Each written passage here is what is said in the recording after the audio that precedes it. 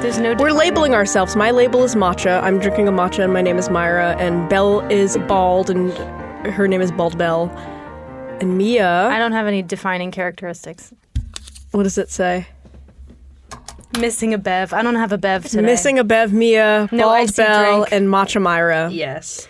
We're so back. We're so back. I feel like I haven't recorded an episode in 3 months, but it was just because you did one. So it feels so... It's all like put off. I feel like we haven't recorded in general in a while just because I did an episode and I feel out of whack. It feels... It's so silly. But we're here. We're here. Thank God. We're back. We're Thank here. God. I'm queer. You're the one holding it down. Lit art's alright. Today we're talking about perhaps one of my personal favorite artists, Edward Mitchell Bannister. He has been the background of my computer for a very long time. What is that? Oh, really? Yeah, hold on, wait. It's just like a picture of him. No, this is, I think, Untitled Path with Sheep. He has so many pieces that are just untitled. But then he calls it something. The parentheses are like what is in the painting, I think. Could that not be a name? It could be a name, Like, but he didn't name it. It's okay, buddy. It's okay, pal. It's okay, friend. I'm rather selfishly drawn to his work because, one, it is absolutely beautiful, and two, it captures the New England landscape. Yes. So it makes me feel like I'm looking at art of where I live and where I grew up, which is very nice. He lived and worked in Boston and Rhode Island. But I also I hold a deep admiration for his serene landscape work specifically, as well as his sort of subdued religious paintings and his use of texture and color, as well as his philosophical leanings towards American Transcendentalism and German idealism, whatever that means. I hope we dive into all that. Oh, I certainly. hope that we understand what everything that you just said means. Transcendentalism. Soon enough. As an activist, Bannister played a crucial role in the abolitionist movement of New England and beyond. And as a man of the Baptist faith, Bannister saw art as his one true calling from God. And finally, as a painter, Bannister captured divinity in the world around him, using nature as his muse. I love that. I love that. Let's get I into love it. that. I'm so excited. This picture of him, by the way, images are available on youtube.com/Gilded Eye Podcast. Gilded Eye Podcast. We're looking at a photo of Edward Mitchell Bannister from around 1880 that was taken on Westminster Street in Providence, No Rhode Island. way. Wow. I No just got way. stuck in traffic there literally 20 minutes ago. Yeah, I was actually just thinking about how much I hated it and how much a terrible street. And I was He like, was this once is there. bullshit. He was once We've on the strolled street. where he's strolled. We but- strolled. I got stuck in traffic in my Subaru Forester. He made incredible art and was an activist. I got stuck in traffic in my fucking 2015 blue Subaru Forester. Same thing. You're just given all the deets of your... I think you should say your license plate number right now. One. He was born on November 2nd, 1928 in St. Andrews of New Brunswick, Canada. November 2nd? Canada. November 2nd, Canada. What does that make him? Canadian. What's Scorpio. blocked? No, it's before Scorpio. I think it's Scorpio into Sagittarius. It's a Scorpio. You're Called right. it. My Yeah. bad. My B. I don't care about those months. Okay, wow. So Scorpio. Yeah, he was born in Canada. He would he grew up in St. Andrews, which was a small town that was known for having several prominent black families in the 19th century, the Bannisters included. He has one younger brother named William with whom he was very close. His father, also named Edward, was an immigrant from Barbados. And his mother, while Canadian, likely also had heritage from the Barbados, but there is no clear definitive answer. Her ethnic background is unknown, making Edward Mitchell Bannister's heritage Afro-Caribbean. When Bannister was 4, his father, for whom he was named, passed away. No. No! Boo. Edward won. Edward won. The first. Edward the First. That's what I meant. Edward won. Edward and his younger brother William were then raised by their mother, whose occupation is unknown, but some sources have suggested that she was a housekeeper. Edward showed interest in the arts from a very young age, often putting aside other responsibilities such as academics and chores to instead busy himself with his own creative practice. Work. As he should. My mom would have beat my ass. Nevertheless, Bannister's mother revered her son's artistic inclinations, and she encouraged his talents. He himself says of his mother, quote, "She it was who encouraged and fostered my childish propensities for drawing and coloring. She helped me with my lessons, which I was prone to neglect for the more congenial work of drawing." End quote. That's so sweet. That is That's so cute. Good mom. He became known locally in his hometown as the boy who did portraits in the schoolyard, and his classmates predicted that he would amount to much success. In his early adolescence, he sought work in a creative field, but there was not much happening in St. Andrews, so he was a cobbler's apprentice, working with shoes. Shoes? So Honestly, fun. bring back cobblers. Bring back cobblers. I want my love to shoes cobble. to be cobbled. My shoes fall apart in 1 week. My shoes... You need a Would cobbler. you get them from Shein? Savers. I literally get... Sheen shoes is crazy work. I need a pair of shoes that will last me 800 years. Imagine you're going to a 19th century cobbler shop with a pair of flip-flops from Shein. It just completely melts in their Temu hand. They slides. disintegrate. Their body goes into shock from the microplastics. Oh, It's God. crazy. Anyways, Cloud foam Adidas. Hey, dude, can you fix these up? I'd be like, what is this? Is this made out of witchcraft? When Bannister was 16, his mother passed away as well. I have no idea why she died or how. She's she's shrouded in mystery. She's shrouded in nobody knows. Mysterious character. Her name is Hannah. Did I say that? That's Her name cute. is Hannah. That's really cute. Hannah Bannister. Rest in Hannah peace, Bannister. Bannister. Yeah. Hannah Bannister. Wow. That's really Bannister. See, she has. We can create a story for her. Yeah. Edward and William, now orphaned, were adopted by Harris Hatch, a wealthy white merchant and lawyer, for whom Hannah Bannister was allegedly a housekeeper. He took the boys in. He was originally from Boston, Massachusetts. Whoa. And he may have told the Bannister boys tales of Beantown. Beantown. For an embarrassingly long time, I thought that Beantown was Chicago because of I the bean. also thought that Beantown was Chicago because of the bean. I looked that up recently. I learned this a month ago. I learned that maybe last week. And I've lived in New England forever. Well, Me here's too. my question. Why the fuck is it called Beantown? I don't know. I don't know. I'm from Massachusetts.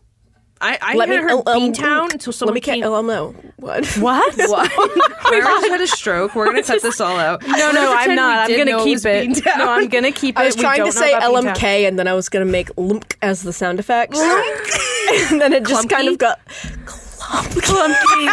Clumpy moment. She's going to come back every episode. clumpy Hey, forever. angry Five ever. angry Bostonians listening, please comment. but Comment don't be why super mean. Beantown. Yeah, why Beantown? Beantown? You can get Hashtag mad at us. We need more haters. We don't Guild have and I enough. podcast, hashtag why Beantown. We're looking for more haters. On the prowl. You're not allowed to comment on our characters or You're not allowed to comment on our pronunciation of French words specifically. be creative. Yeah. Harris Hutch encouraged the Bannister boys to get an education. They were already in school, but he, quote, introduced them to classical literature, philosophy, and European art. In Canada? In Canada. It's crazy. He has a what collection. Different lifestyle he was living just because he was in fucking Canada. Imagine if he was 3 feet down the border. Oh my God. In Canada, slavery was abolished in 1833, something of that nature. So by the time Bannister was in his early childhood, slavery was abolished. Both of his parents were free, born free. I saw some sources that said that Harris Hutch employed them as farmhands and taught them to work with animals, which would make sense given Edward's proclivity for painting farm animals later in his life. Okay, Rosa. Yeah. Okay, Oh, she's Rosa. mentioned. Is he a lesbian too? This was definitely a turning point in young Edward's life, as well as young William. But I don't know much about William besides that they're besties and brothers also. That's nice. Yeah. It's like us. At 14 and 16, the Bannister boys found themselves in a grandiose estate, and soon enough, Edward was, of course, enthralled by the Hatches' collection of prints, landscape paintings, portraits, textiles, and other aesthetic objects. Bannister began making charcoal and crayon studies of art that fascinated him in the Hutch house, such as various engravings and portraits. He allegedly had a great desire for his work to be viewed, to be engaged with by an audience, and all throughout his foster home was adorned with Edward's artwork. That's so nice. So Right? cute. According to Carter G. Woodson, a black historian and scholar of the 19th century, quote, "In the home of Mr. Hatch, Bannister found 2 faded portraits of which he made lifelike copies. He also practiced reproducing pictures from the family Bible," end quote. Bannister also proceeded to plaster public areas around town with his art, keen to share his creative vision with the world. That's so nice. Right? He sounds so sweet. A writer and friend named George Forbes said, quote, "The results of his pen might have been seen on fences and barn doors or wherever else he could charcoal and crayon out rude likenesses of men or things about him." So St. Andrews is a seaside town. It was pretty standard for boys upon entering young adulthood to find work on the open ocean. He and his brother worked as cooks and ship hands on the northeastern seaboard of Canada and the United States in the late 1840s. So this was when Bannister was like between the ages of 17 and 21. His seaside escapades granted him not only with financial means of his own, but also instilled with him a deep ardor for the sea that Bannister cherished throughout his entire lifetime. Here we have one of several paintings by Edward Mitchell Bannister of the New England seaside, which was his greatest muse. Wow. He was a steadfast sailor as well as an artist. This piece is titled Ocean Cliffs from 1881. So this is far later in his life, but it just goes to show how important the sea is to him throughout his career. It's so beautiful. I like the way that the ocean looks like he took cotton balls and like pulled them to make them look like waves. I really like it. Following his stint on the Atlantic Ocean, both Edward and his younger brother William moved to Boston. It is unclear what motivated this decision, but it was likely influenced by a number of factors. For one, Harris Hutch, Bannister's foster father, originally hailed from Boston and likely spoke highly of the city or perhaps introduced the Bannister boys to individuals in Boston who could help them gain their footing. For a second factor, Boston is, in fact, on the northeastern seaboard. Bannister could have entered the city and been enamored by it during his time as a sailor. And for a third, Boston had a reputation at this time for being an abolitionist stronghold.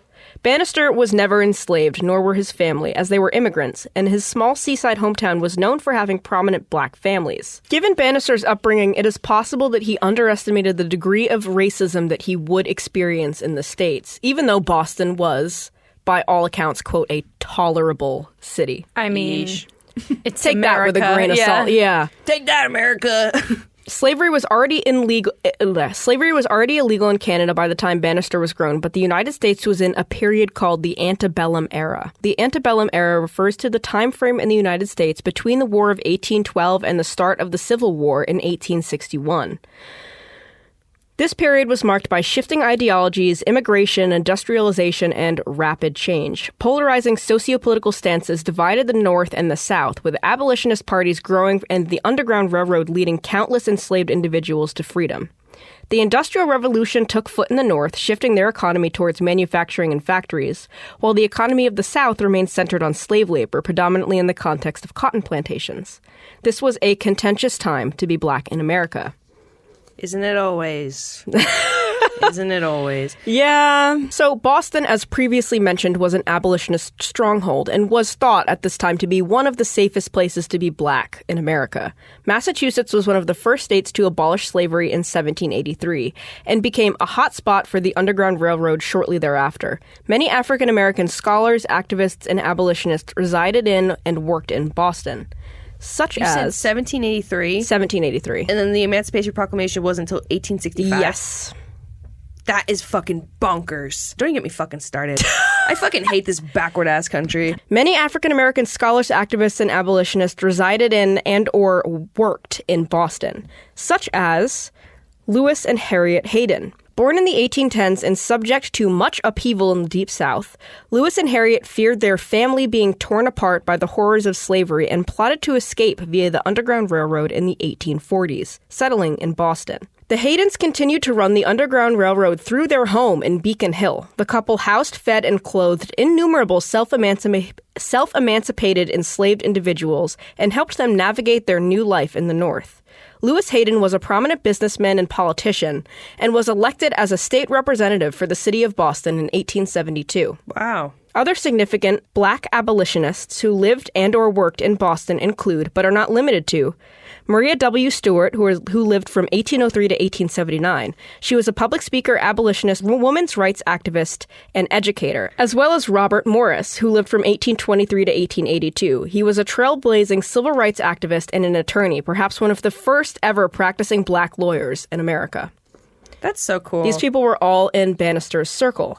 White abolitionists also leveraged their privilege to raise awareness, such as activist and journalist William Lloyd Garrison. Oh, I've heard of him. Yeah. He started a widely circulated newspaper titled The Liberator, which ran from 1831 until slavery was partially abolished following the end of the Civil War in 1865. With all this being said, Boston was still, in America, it was still very dangerous or, at best, not advantageous to be a black person in Boston.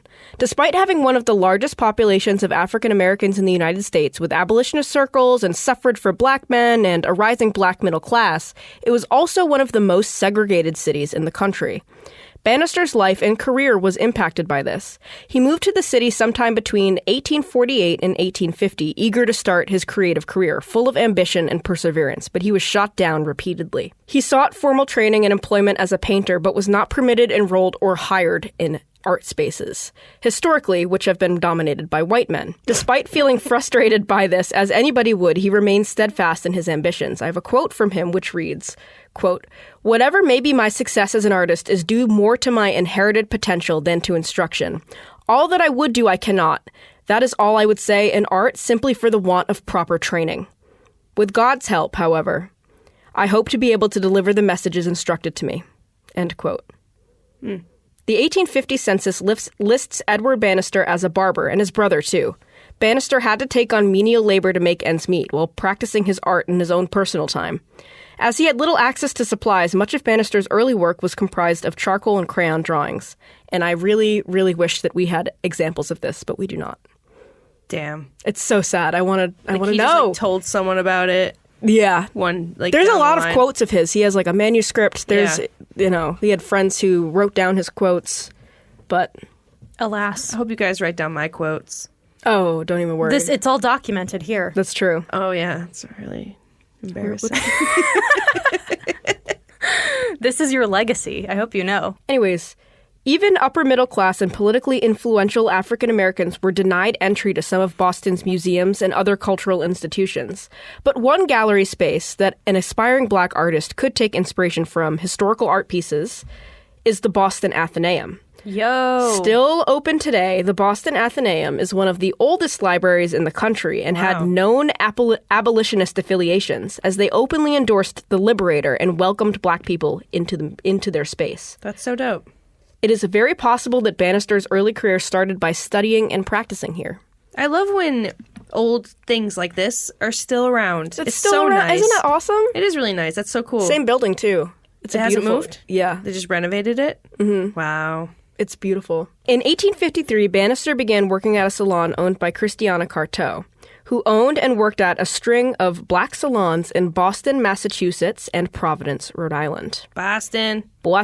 Providence. Born in 1819 in North Kingstown, Rhode Island, Christiana Carteau was a self-made entrepreneur and philanthropist who is of both African-American and indigenous Narragansett heritage. Wow. She was a CEO. I was literally about to fucking say that. That's crazy. She invented the term, I fear. We are so intertwined with the CEO. Interwoven. Wait, that I love bust this bust. Amazing. Look at it. She looks like she's That's in at the State House. She looks like she's in the wind. She looks incredible. She looks stunning. Look at her cheekbones. Ugh. Someone said this woman deserves a bust. Someone said she does. This is better than the fucking Roman emperor bust that you can completely. Go see. Look at she looks God. So heroic, honestly. Her nose is I can see this woman. If she popped up next to me, almost smiling. Oh, hey, it's Christiana. Christy, how are you? Chris. It was through her that Bannister became more involved with abolitionist and other cultural circles in Boston, as she was fairly wealthy, very well-connected, and relevant in the political scene. Her salon regularly hosted rehearsals for the African American Histrionic Club, which was a theater club founded by abolitionists that often put on plays, performances, and poetry readings satirizing the United States history and politics to raise awareness and encourage conversations around abolition and civil rights. The Museum of African American History of Boston and Nantucket uses direct quotes from the club, claiming that they were founded by, quote, a few of the most enterprising colored men and women for their own improvement and elevation, end quote. This club was centered on the value that, quote, the most efficient work that the colored people of Boston can do for the liberation of the Southern slave is to educate themselves, and by their own moral worth demand respect from the whites and the acknowledgement of the equality of mankind, without regard to color, clime, or country, end quote. Wow.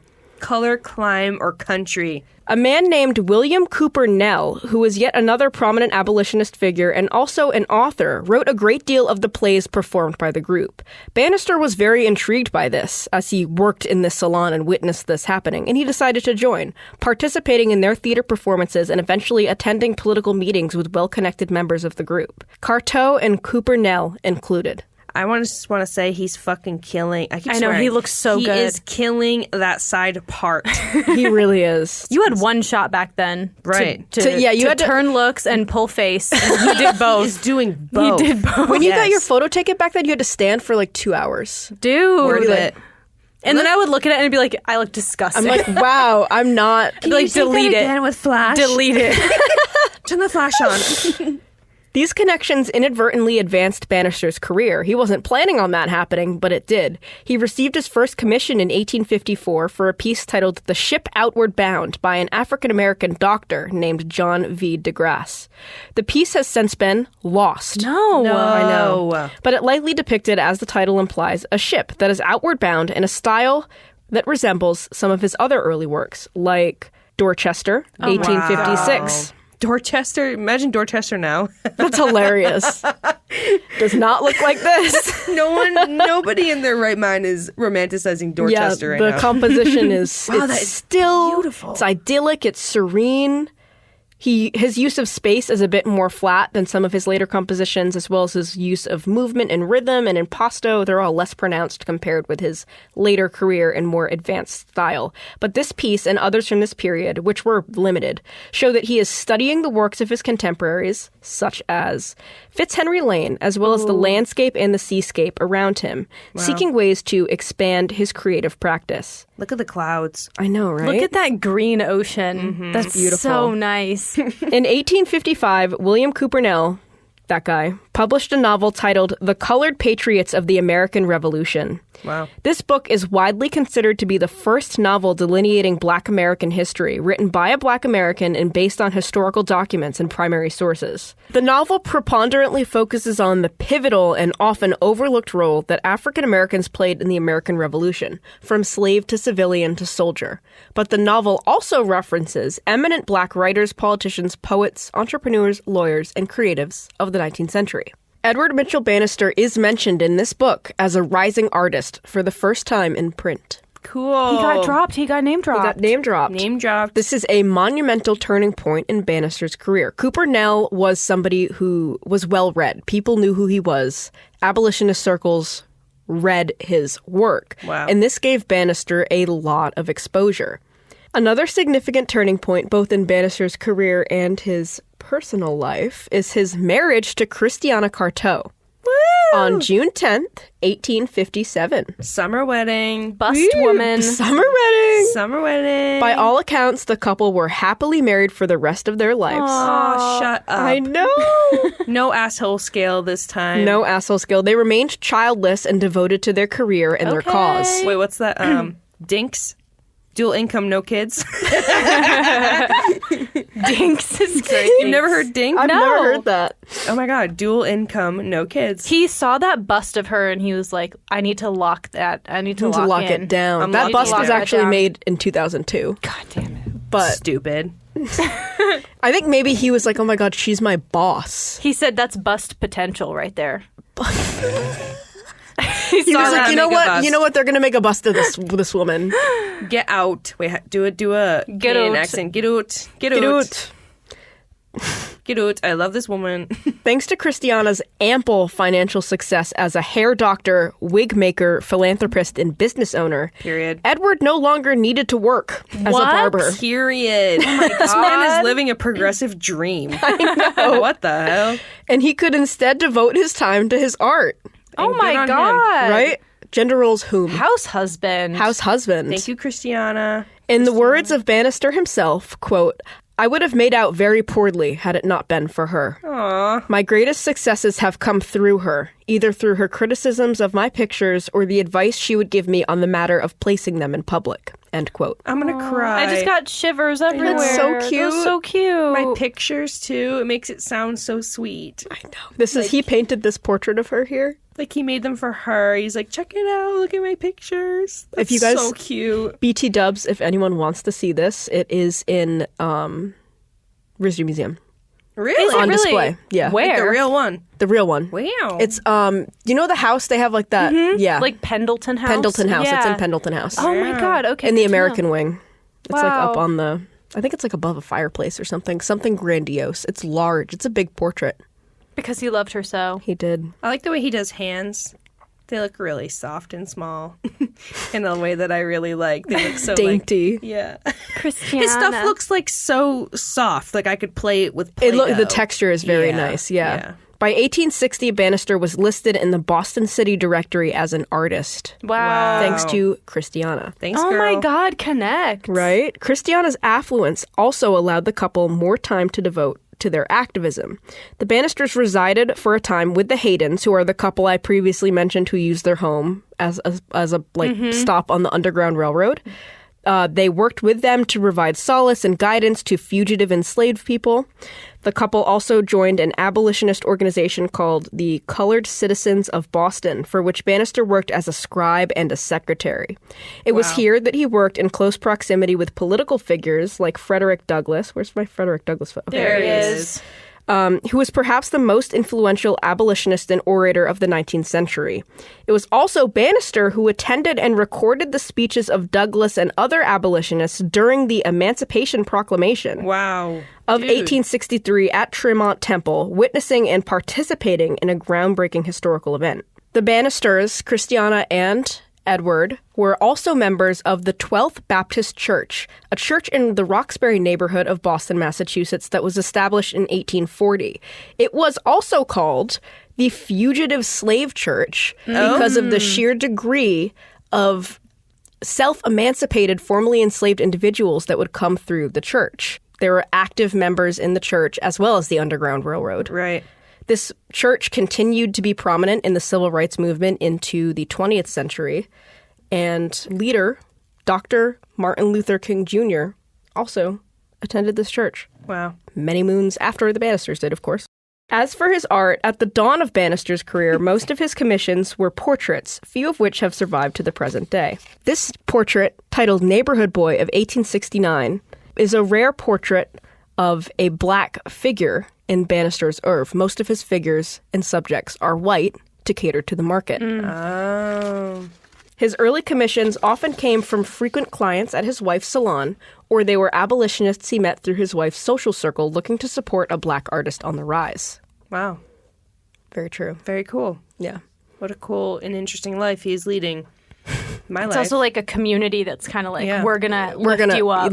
Like, exactly. We need you. It should be mentioned, though, white abolitionists who commissioned works from black artists, they were, I mean, they did do it, but they sort of, I read a quote in one of the books that I was reading. It said something like, white abolitionists were like, wow, look at this pathetic attempt at art by an oppressed people. Wait, It was almost exactly pitying? that. Like the words pitying? pathetic and oppressed were used. Holy shit. But I mean, Like they like still like got money. sort of like we're doing this big act of charity. Yes, they by- viewed it as an act of charity. Yeah. It's not all of them, of course, but that was a prominent condescending. mentality. White abolitionists, I feel a lot of them sort of were like, morally I disagree with slavery, but people of color are still different from who I am, Yeah. Jesus Christ. which It's is like terrible. It's like Target with Pride Month. performance. It's like Perform- performance yeah. activism. Exactly. Yeah, these are the Instagram story girlies of Yeah. the Man. 19th century. While it was portraits that got Bannister's feet off the ground as an artist, landscape art is where his true passion unfurled. Wow, dude. Mm-hmm. Where is that? What's it say? What's it called? This one is The Road to the Valley, no date. He's got a lot of no dates, no titles. He's He said, like, you this don't is get land. to know a goddamn thing about this painting. He said, check it. It's so beautiful. It's beautiful. I love it. Like, I can tell what time of year that is. That is giving early summer. That is giving. I was going to say late spring, early summer. Yep. Yeah. It's giving you the can world smell is the waking air. up. I can smell that shit. It just rained. The vast majority of Bannister's collection is landscapes and seascapes, with the occasional cattle or diminutive figure Wow. sprinkled in. Rosa. So Rosa. Look at those cows. They're like twin flames. I would love for them to be like besties somehow. They would somehow. We'll figure it out. Wait, when was she alive again? Same time. Oh my god. Yeah. They were at the same time happening. Literally two sides of the Lesbians. same That's coin. why they both became so famous, is because everybody ate this up Yeah. landscapes and cattle right now. With the money he earned from his newfound patrons, Bannister enrolled in art classes at the Lowell Institute and learned photography in New York City.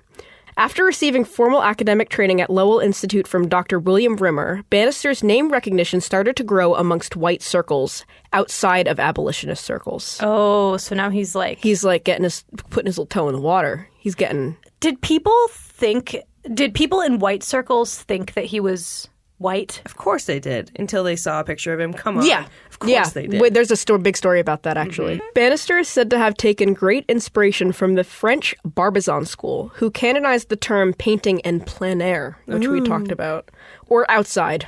That you're painting outside. Outside. Taking great inspiration from nature. Bannister took this practice and sort of applied it to his own style. So while people try to maybe put him in this box of the French Barbizon school or American pastoralism, he's kind of doing his own thing. You know what I mean? Any of the words you just said. New list. New list activating. What the fuck are these divas talking about? Part two. Part two. The French Barbizon school is just people who painted outside, and they paint like this guy. This right here, I have Camille Corot. Ooh. Sorry, French. It's Villa de Array of 1865. I love that every time you guys say a French word too, I go, ooh. Even when we're doing it bad, it's still fancier than anything we have. Bannister never went to Europe himself, but artists such as William Morris Hunt exhibited more locally, allowing American artists like our good pal Ed to take inspiration. As these idyllic landscape styles were popular amongst affluent white circles, Bannister, leaning into this style, increased his overall marketability. As an artist, Bannister was doing fairly decent in the 1860s. And by 1866, his name started popping up in local art reviews. Some local collectors had started noticing his work, and newspapers began granting him recognition as well. One article in the New York Herald, however, deeply offended him. I'm not going to quote this article directly, Oh, good Lord. but I think you will understand the implication. This is the quote. The blank seems to have an appreciation for art, but is manifestly unable to produce it. Bannister did not let this deter him, but instead used it as a motivating factor, seeking to excel in spite all of those who did not believe him capable. Wow. Period. Yeah. That's such a mean thing to write about somebody. And I feel like whoever wrote it was just mad. And also, You had to be, like- I bet that whoever wrote that, we don't know who that is, you know? Yeah, We're not right. talking about that guy. I actually Jimmy didn't even John. write down their name. I don't even think the name was listed in the source. Good. It was just 'Cause like it in the was- article in the New York They Herald. didn't matter and they didn't know Imagine how to paint that's either. published. That's fucking insane. That's crazy. Also, have you seen his work? Of course he Yeah, can I paint. think What are you talking they're about? lying. Yeah. They're just mad that they're not that good, it seems. That's ridiculous. So Bannister has a lot of work that is untitled and undated. We're going to look at some of that right now. This is Edward Mitchell Bannister. Cows. And you know, No date. And he And you know what? They are. It's cows. It's guess what? It's He's cows. grazing He's cattle. so unpretentious. It's so soft. He really is so unpretentious. He's like, look, cool. Yes, I yeah, love this. I love how subtle it is. I love how subtle the colors are. I love this one. This piece is titled Untitled. No date. parentheses, man on horse with woman and dog. That's what's happening in the painting. I love like this circle of light that kind of encompasses the figures amongst all the greenery. Wow. Also, you mentioned that, and I'm sure that we'll talk about it more, but his work kind of evokes and references the divine in like really subtle ways in like natural everyday moments, which I love. So I feel like using lighting and the subtlety so intentionally, it really sets him apart, and it doesn't hit you over the head with it. It's Absolutely, more like, because, like a Catholic artist would be very vehement with their assertion of divinity, but somebody of the Baptist faith doesn't necessarily believe in paintings of saints and icons. And especially Bannister, as somebody who has, inclinations towards American Transcendentalism and German idealism, they sort of viewed divinity and like the higher power and spirituality as something that manifests in art as like a light source, like a one strong light source. And I think that really comes in through Bannister's use of light coming through clouds, especially landing on subjects. Two different planes. Exactly. Yes. Yeah. And then intermingling in nature. The function of art to both Bannister and to the German idealists was to enlighten mankind on the realm of the spiritual that lies in the world around us, encompassing us in a fashion that is simultaneously intangible yet ubiquitous in nature. So it's locating the divine in the world around us. You. Yeah. Okay. Yes. It's not necessarily Christian. Like, Bannister is Baptist, but German idealism transcends Christianity. It's more of a like spiritual idea that can be applied to other religions as well. It's like an approach. I like that because like Catholic art is like a man with a halo. Yeah, exactly. An angel, a literal angel that they painted coming down from the heavens. And then, You're like, hey. This is like, go outside, that's God. Whereas like literally that painting of the people in the field, like, that's God. That's God. So clearly that's what he's trying to get at. Like the light in the clouds. The light right coming there. right down. Beautiful. And let's see. This is a sketch of his. Wow. He has a lot of sketches. I feel like I've seen that before. Could be. This is landscape. No date. And it is. And it is a landscape. I love his drawings. Wow. They're so meticulous. They're really good. Yeah. Look at I that love log them. on the ground. He was like an illustrator before he was a painter. Like he practiced with pencil and crayon in his childhood before he practiced with oil paints. And I think that comes through in a lot of his drawings, as well as watercolor. He was experienced with watercolor as well. This is beautiful. This is untitled, no date, watercolor on paper. It's wood scene with birch trees and ducks. If you are so, look at the way that the imagery reflects on the water. Mm-hmm. It's some good shit. It's, oh my God, I love it. I was just thinking, like, I'd be quicker to learn how to, like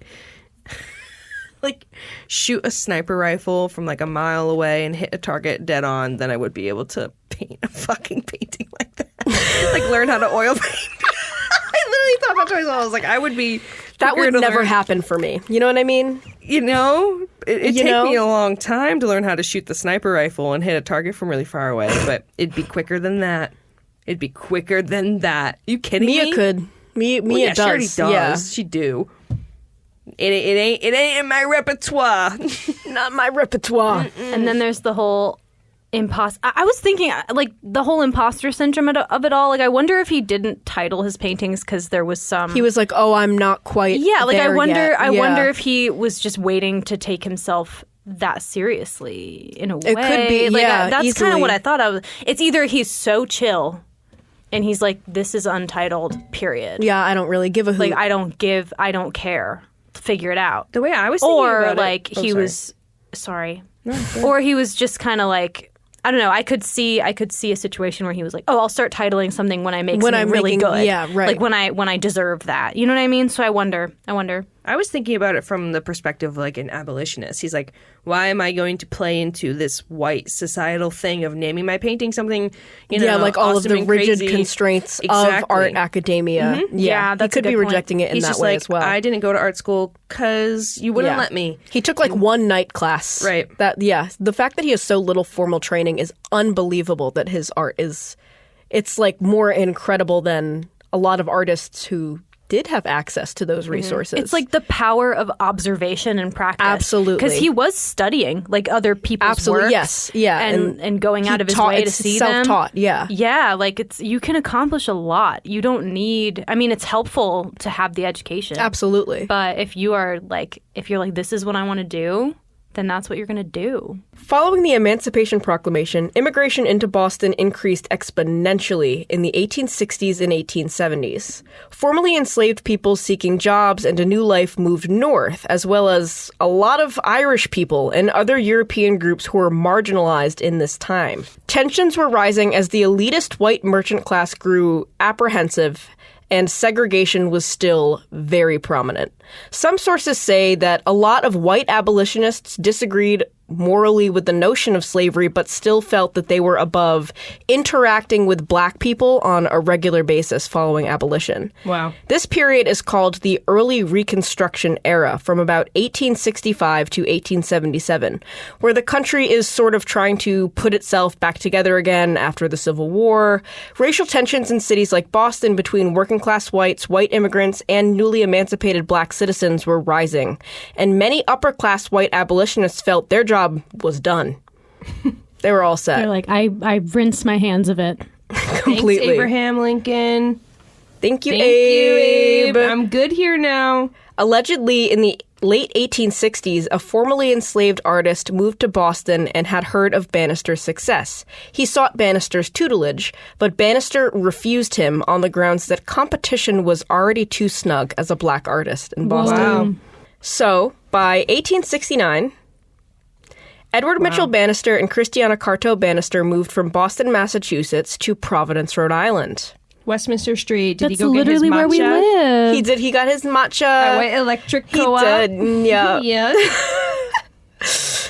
Independent of the aforementioned tumultuous sociopolitical landscape, the move simply made sense for the couple because Christiana owned several salons in Providence and her family was from Rhode Island, and the neighborhoods were less crowded, less expensive, and less tumultuous than those of Boston. Additionally, Bannister had already been in and around Rhode Island for quite some time to get inspiration for his landscape and seascape paintings. Take, for instance, this untitled wharf scene with a full moon and a masts of boats from around 1868. So this is the late 1860s when he was first moving to Providence, first getting settled in Rhode Island. This is one of my favorite paintings by him. Serene. So good. So stoned. Where's he at? You know, Somewhere. who knows? Somewhere in, that's definitely Rhode Island though. Like, tell me But like not. where though? You know, Sorry. I'm gonna actually call him real quick. Could you give him a call? Yeah. Hold on, guys. I'll ring his Commercial line. break. Yeah. Don't even worry about Drop it. the coordinates. Drop the chords, please, Drop the Ben. We're starting to see some of Bannister's like elements of his later style developing here, like the thicker brushwork, some of this impasto that is prevalent in the mature phase of his career, and the way that, you know, the moonlight reflects on the water is both reminiscent of life and also idyllic. The mood of this piece is somber yet serene. Tell me that that's not Narragansett. I was gonna say, is that Narragansett? I feel like that's Narragansett. I was gonna say Newport at first, but I think it's Narragansett. Was he traveling just like Yeah. carriage? What do they have back then? Carriage! Car, I think that they did have carriage, but he was a Carriage, sailor. Courage. boat. He just like A took little it down. dinghy. It took me today 50 minutes to drive from fucking Narragansett to Providence, so I can only imagine. Back in the His day. trek. Honestly, they may have been better off. Truly. How much horse traffic could there possibly have been? You never know. You never know. You never Again, know. I gotta call him. Like, I'll get him on the line You real have quick. to, Yeah, please. Yeah. For the For accuracy. the love of God, Myra. Providence saw Bannister's career evolve and explode. Wow. Look It is at that. right. It is around this time that Bannister starts dating his works more often and staying within the realm of his personal creative style. That's good. So he's confident now. He's like, yeah, this one, is my work. Yup. good for him. Bannister found a burgeoning arts community in Providence, one that he helped construct and build upon. He rented a studio space in the Woods building in Providence, where he befriended other artists like George William Whitaker, a Rhode Island landscape painter who shared both a love of nature and some stylistic similarities with Bannister. They were besties, to say the least. I love that. Besties for the resties. Besties for the rest. You don't even know. They don't even know. Biffles. Biffle. Ooh. They got the half heart necklace. Oh my God. They're like, you paint this tree, I'll paint this tree. Aww. They hold Babe, hands. I mean, They learned from one another. They worked with one another just for about the rest of Bannister's life. cute. Pastoral life, rural landscapes, and farm animals in art were popularized in the European art market by artists like Theodore Géricault. That one's on a book that I just read. Really? That's on a book cover called it's on a version, an edition of The King Must Die by Mary Renault, all about Theseus. Ooh. And I really loved it. Yeah, this is Rearing Horse by Theodore Géricault. I love that. It's beautiful. Yeah. I didn't know the artist. Look at that sheen, you know? Look at that gleaming coat on Gleaming that stallion. coat. that rump. That yeah. Sorry, the mane even. You mentioned its rump. So this popularity of farm animals bled into the American art scene through the monumentally successful exhibition of the French painter Rosa Bonheur's Yes. Horse Fair, or the Horse Fair. Bring her rather. back. Where is Bring she? back Rosa. Let's call her too. We need to get to the bottom of the Klumpke debacle. We're having a conference Please. call right now with Rosa and Anna. And Bannister. And Klumpke. Could you please comment on that, Rosa, how to say Klumpke? and I want Natalie on there too. Let's get messy. Ooh, let's get It's messy. super spicy. Manifest Destiny was also simultaneously popping off. Oh, Lord, I forgot about that. Yep, and imagery Lord. of American rural landscapes, romanticizing farm life, and diminishing indigenous populations was essentially propaganda for westward expansion, Good Lord. making the subject matter of Bannister's light-flooded farm landscapes and grazing cattle all the more palatable for American collectors and exhibitions. Yeesh. Trendy. He was accidentally trendy. Yeah, he was like, whoops, I fell into this niche that's popular now. It's freaking Frida with surrealism. That's true, yeah. I feel like that's a trend that we're seeing with a lot of these like really great artists sort of being boxed in by what the market demands, but they're actually well beyond that in their own way. Like it's like a coincidence. Yeah, right. Right place, right time, but yet they have the grit and the gall to create something a step beyond what is trendy. The gumption. The gumption. The gumption. Bannister also knew the market that he was catering to. He often favored white figures over black subjects, as he knew that paintings featuring black figures would only be successful in very limited circles. 19th century pastoral art was only elevated if it centered whiteness. If the painting featured a black subject, it was inherently seen as a political stance, even if this was merely a black person existing. He wanted to get his bag. He wanted to get his bag. I respect him for Yeah. that. Here we have Bannister's Untitled from 1869, featuring a man strolling with two idly grazing oxen. It is a partially sunny day, with delicate clouds rolling overhead, and the light is warm and inviting. This is comfortable. This is peaceful. Bannister settling into this creative niche, despite having explored a variety of subject matter over the course of his career, from still lifes to portraits, helped him gain significant traction. He won his first award for a now-lost painting, of course, titled Summer Afternoon at the Rhode Island Industrial Exhibition, which gave him the courage and the confidence to start regularly submitting works to the Boston Art Club and other arts organizations and exhibitions, predominantly on the East Coast. I'm not gonna lie to you. This painting doesn't look that warm and welcoming to me. It looks like that scene in The Wizard of Oz right before the tornado comes. Like it looks. That is, yeah. It looks a little gloomed up. It looks a little dusty. A little dusty. Maybe, Does it not? maybe that might be my computer. I think that the lighting is so dim. Like Yeah. it's so gray in the background. It's so great. But I feel like a cow, you're always going to find some delight. Some with sort a of cow. delight. Cows I feel will like it always also trend. could be age giving it this. Oh, maybe like the paintings photographed after some dim stuff. I feel like a lot of his stuff is not in the best condition. Like it's not been well kept after, because efforts to like take care of his work didn't start until the 1970s. So it was like almost a full 100 years of Wow. it just kind of not being conserved or preserved at all. That is actually crazy how long 100 years. Wow. Bannister's most famous art piece, at least of his time, is of course now lost. Oh my but God. Is titled Under the Oaks of 1876. Oh, he titled it. Yes. This is a preliminary sketch. It's a prototype of the final piece itself, but we can only imagine what the work looked like in all of its full glory. The reason that this is the biggest, famous, most eventful piece of his career is because it was first submitted to the Massachusetts Centennial Art Exhibition through the Boston Art Club, where it received critical acclaim. A newspaper called the Daily Evening Traveler and cited Bannister as one of the best in the entire show, and, quote, the greatest of its kind that we have seen from an American artist. Whoa. That is high praise. Yeah, landscape painting, pastoral art, farmland, all that type of art. They said he is the best American artist. Damn. Why is it lost? That's a Why good is it question. lost? Like, who lost it? How do you lose that? What do you mean it's lost? Was it stolen? There's so many of his that are just missing because they lost track of who had it when, who sold it to whom. It's going to show up in a thrift store one day or something. Oh my Yes. God. In There's Providence. a big project. Savers. Northern Thrift in Cranston or Warwick. Completely. Guys, let's go. Let's go to Cranston. There's a big project right now to try to unearth it. The Providence Art Club wants it bad. Because it's got to They be want around. it bad. The journalist went on to compare Bannister's monumental artistic talent as on par with orator and activist Frederick Douglass's talent for public speaking. Wow. Saying that Bannister's creative prowess is, quote, an example of the power of this race to achieve great results in art, end quote.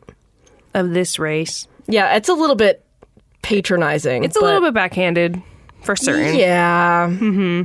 Under the Oaks, due to this monumental success in New England, went on to receive national acclaim at the Philadelphia Centennial Exhibition.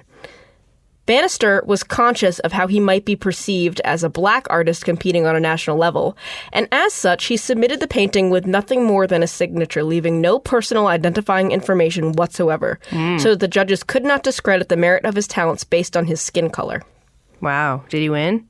He won the first prize medal. Holy Wow. shit. It was a national centennial exhibition Wow. for American artists, and he won the first prize medal. However, upon seeing he was a black man, the judges course. were hesitant to grant him the prize. I was just going to ask if they knew. Yeah. Yep. But realized that they could not rescind the award, and he won. Yes. Period. Oh, yay. His ass walked up front like, hey. I have a written account of Bannister's own experience at this event, Oh, my God. as recounted by Whitaker. My This is fingers are tingling. Quote, I learned from the newspaper that number 54 had received a first prize medal, so I hurried to the committee room to make sure that the report was true. There was a great crowd there ahead of me. As I jostled among them, many resented my presence, some actually commenting within my hearing in a most petulant manner, "What is that colored person in here for?" Finally, when I succeeded in reaching the desk where inquiries were made, I endeavored to gain the attention of the official in charge. He was very insolent. Without raising his eyes, he demanded to know, in the most exasperating tone of voice, quote, "Well, what do you want here anyway? Speak lively." "I want to inquire concerning number 54. Is it a prize winner?" "What's that to you?" said he. In an instant, my blood was up. The looks that passed between him and the others in the room were unmistakable. I was not an artist to them, simply an inquisitive colored man. Controlling myself, I said deliberately, quote, "I am interested in the report that Under the Oak received a prize. I painted the picture." End quote. An explosion could not have made a more marked impression.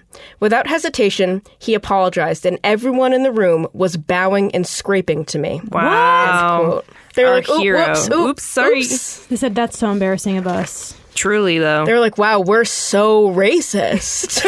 Oh.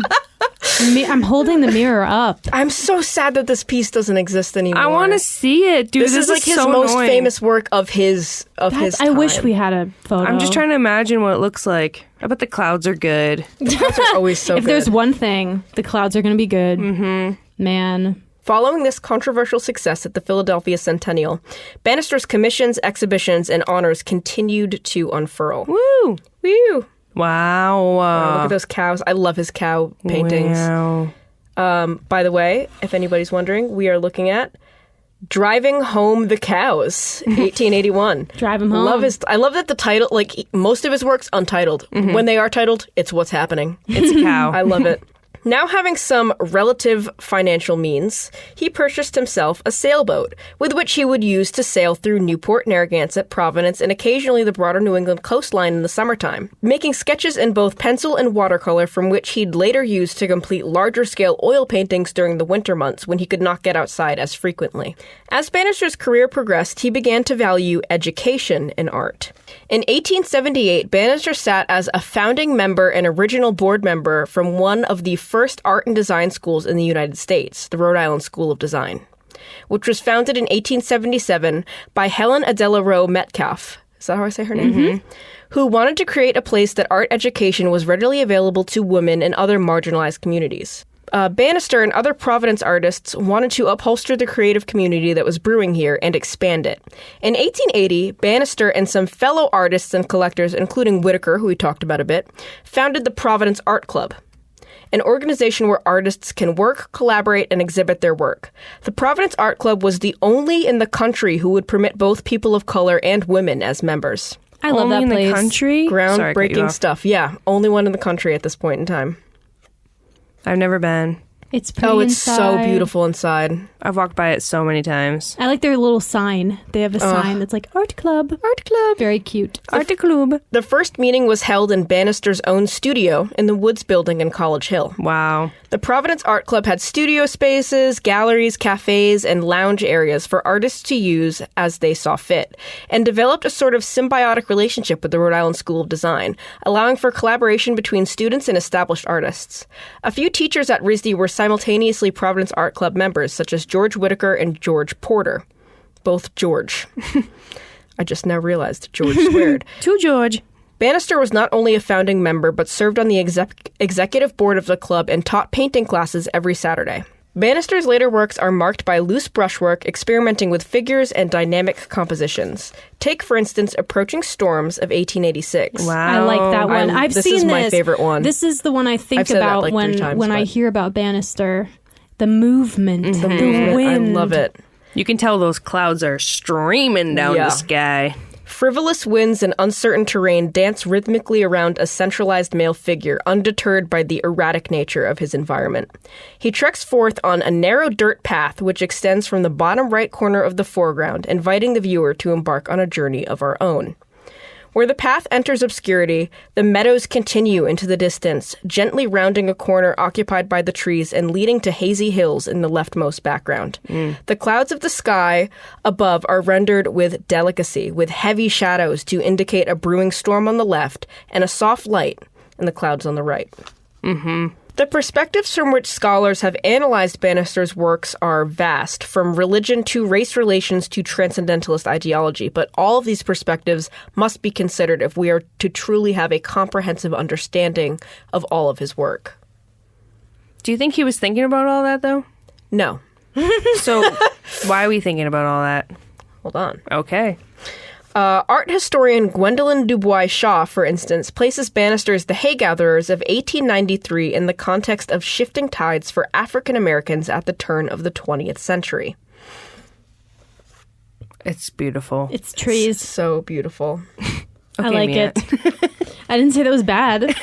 It's trees. I like it. The piece pictured here places 2 diminutive female figures in the right middle ground of the composition amidst an almost sea-like swirl of grass and shrubbery. Art historian Gwendolyn Dubois Shaw claims that these figures are African American, which they very well could be. They're that far in the distance that their skin tone is not quite discernible. They could be black women. The deep reds and pinks of their garments meld incandescently with the warmth of the landscape around them. Wildflowers speckle the foreground with delicate allure, and the women appear to be migrating towards these promising blooms, perhaps signifying opportunities on the horizon.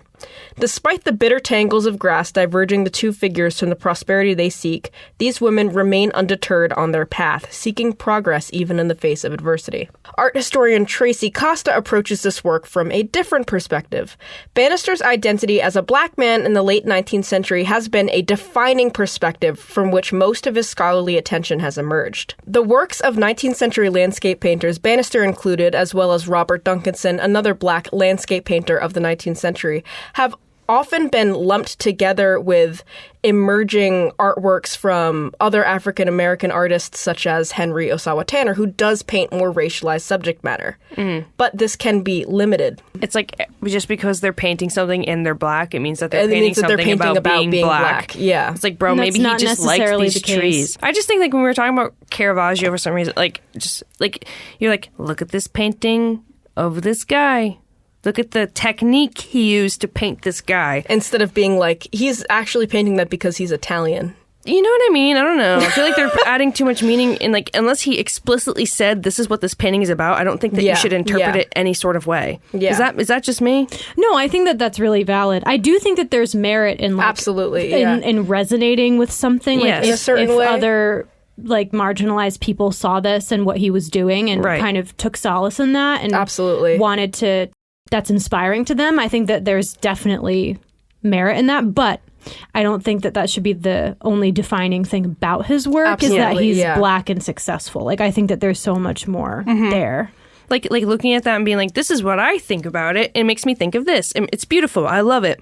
It's different than being like, this is what he meant. This is what this means. This is what this means. This is the defining thing about it. Yeah. Art historian Tracy Costa draws other connections by connecting this piece in particular, The Hay Gatherers, with the American Transcendentalist and German idealist philosophies that Bannister was aligned with. Placing substantial merit on the divine and the otherworldly in the face of a materialistic broader society, the German idealists were concerned with the dichotomy of the human experience, from the, quote, self to the, quote, other, from the universal to the particular, and perhaps most austerely from the physical to the spiritual. I have a question. Yes. Did he know about all that? He did? Yes. Good on him. I feel like that's the most defining part about his work. Bannister's use of light intermingling with the murky forms of the clouds is potentially an additional reference to the philosophies of German idealism, as light is often indicative of the absolute spirit or of a higher power. Bannister indicates in his manuscript, titled An Artist and His Critics, that the spiritual objective of an artist is to showcase the almighty power of the divine before the consciousness of man, often through nature. He discusses man's finite mind, perfect harmony, and the, quote, absolute idea. The absolute idea is something that it's a concept directly from German idealism and American Transcendentalism. Cool. The function of art to both Bannister and to the German idealists and to the American Transcendentalists was to enlighten mankind on the realm of the spiritual that lies in the world around us. Like pulling it out of every day. Exactly. Yeah. Yes. I think that it's important to consider all of the perspectives, all of the possible perspectives that he might have been thinking about this, especially since he didn't leave a concrete record of what his intentions were. Especially, like, we don't know a lot about him. There's not a lot of research. Well, there is research, but we're scrambling to collect the research. It's the research is newly emerging. Yeah, I feel like being like, this is maybe what he was thinking based on this, that, the other thing. Theory. Not like, brother, let me tell you what this was. Edward Mitchell Bannister passed away of a heart attack on January 9th, 1901, at the age of 72. No. Oh, but for the time, that's like kind of a good... He was kind of kicking for a while. Lifeline, you know? Life length. He passed away during evening prayer at Elmwood Baptist Church on Elmwood Street in Providence, Rhode Island. A devoutly religious man, Bannister's relationship with God touched everything he did, from his activism to his art practice, locating divinity in the world around him. And fittingly enough, his last words are said to be, "Jesus help me," as soon as he finished his prayers and sat down. Was he already freaking out and that's why he said, "Jesus help me"? Well, yes. He said he made his prayers, sat down, had a heart attack, said, "Jesus help me," and passed away. Oh, okay. Wow. During the late 1890s, he had problems with his heart that were not readily diagnosable, but he did not appear to be in dire need of medical attention. Like, he wasn't squabbling. But then he something died. was slightly, something was Something bad happened. Yeah. So maybe he was in the little rickety. In fact, he completed 2 paintings the day before his death. Damn. 2. He was like, yeah, let me whip him out, I guess. Frida. My God. So Frida core. Frida in her deathbed. Yeah, Painting truly. Painting masterpieces on her own bod. This man was crazy. like, I'm fine. I'm going to church tomorrow. They can't stop me. You have to say it in a Boston accent. Canadian accent. Who's Canadian? I'm going out. They can't stop me. He and Christiana faced financial difficulties towards the end of their lives, finding it harder to maintain Christiana's business and Bannister's artistic success as they aged.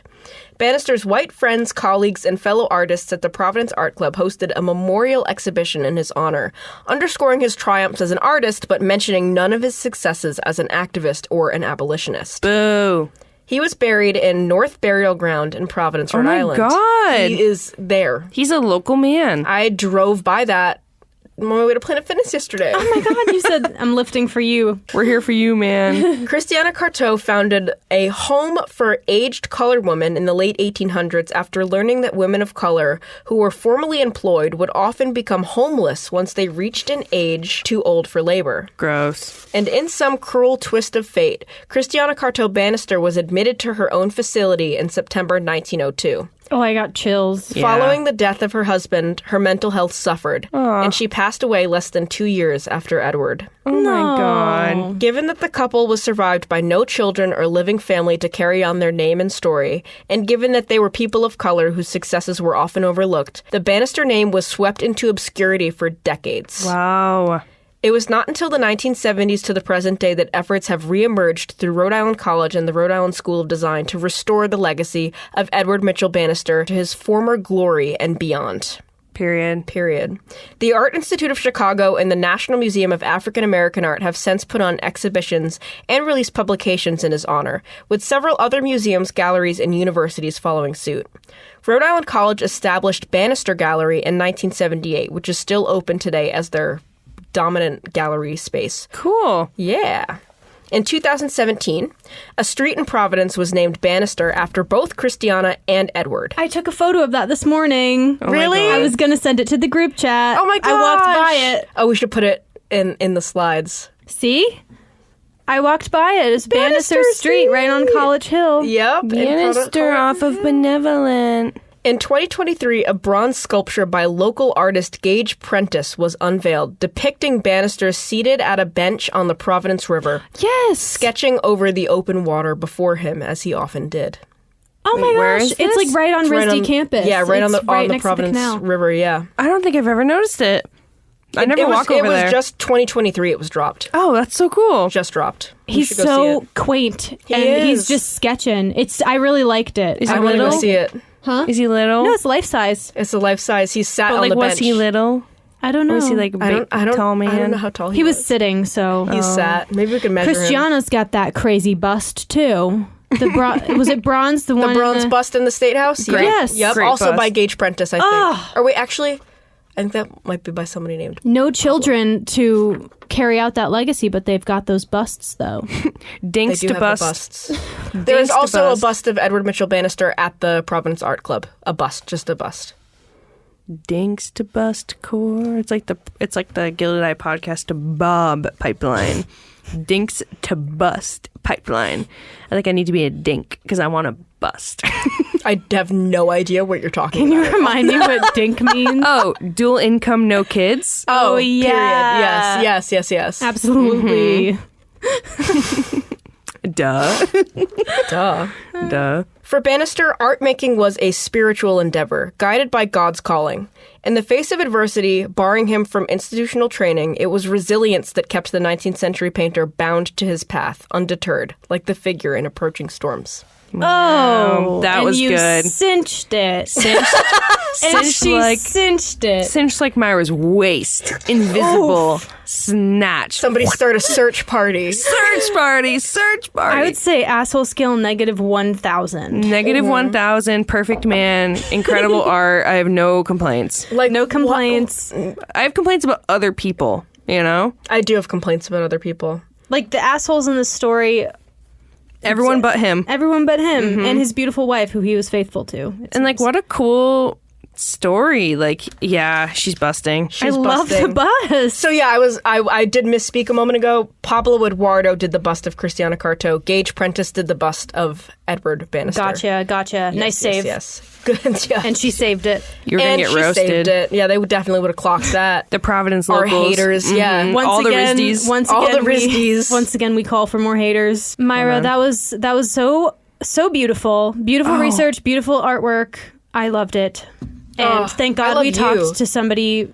Thank God we talked to somebody not problematic. We called him. yeah, we did call him. We chatted with him. Just his perseverance and his... Like, the artwork is just so moving. I think he completely. Like, he's like a wizard. He can control atmosphere. Like, absolutely. He can wield an atmosphere like nobody else. Nobody's business. Like, nobody's business. Nobody's biz. Nobody's even biz. knows. Nobody's Business by Rihanna featuring Chris Brown. And that's what I've always said. End episode.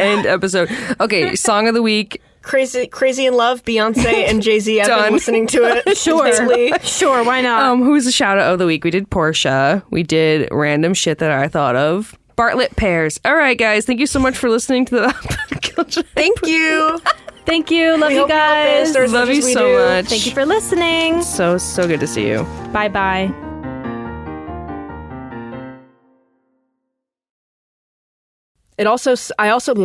Prince landscape paint.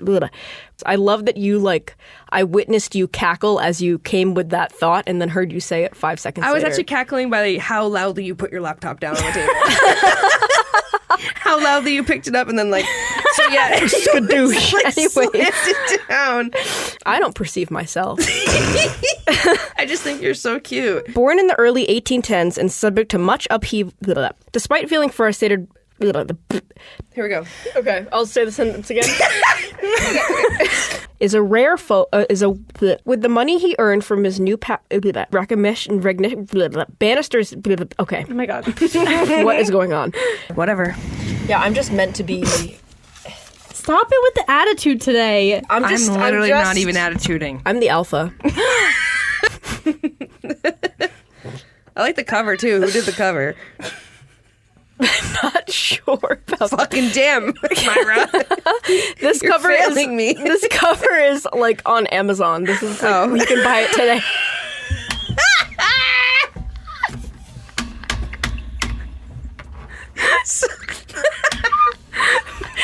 Some random picture someone found.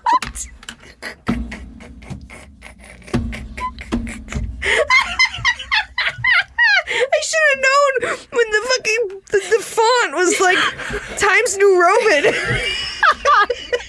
I tried to find 19th century images of it, but they're all so pixelated. So I was like, I'll just use the one that you can buy now. I'm so stupid. I don't know why I thought that was so fucking funny. I'm wiping tears from my I teeth. actually really do have to pee. I like that cover. Who did that?